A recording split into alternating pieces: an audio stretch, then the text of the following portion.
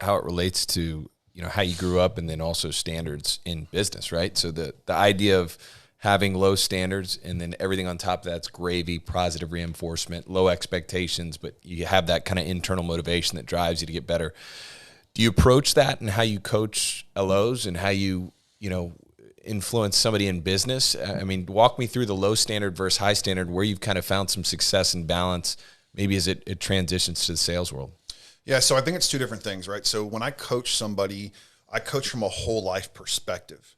Okay, I think that you have to be dialed in with your personal life first to be able to be successful with the business life, because you can be this great superstar here in business and just lay an egg at home and it doesn't work out. And then we're always going the same things. So I talk a lot about standards over feelings. Do you know who Ben Newman is? Don't. Check Ben Newman out. He's going to be on my podcast in 2 weeks. Cool. He's the mental toughness coach for Alabama football and K-State. But so he talks a lot about standards over feelings.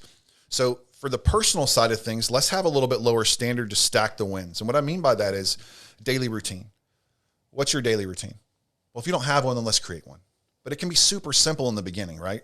You don't have to do the same daily routine I do. I'm a sicko, right? My daily routine's bananas, and most people don't even want to talk about it. I want to talk about it. Yeah, but I started with just getting out of bed on time, right, and not allowing myself to have 15 minutes to get in the shower and get to work, right?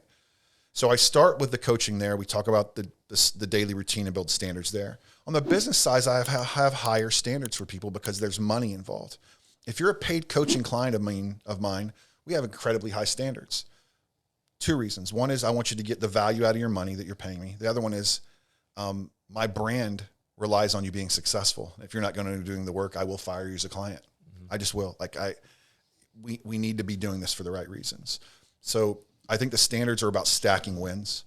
So let's start with our standards low, where we have none right now.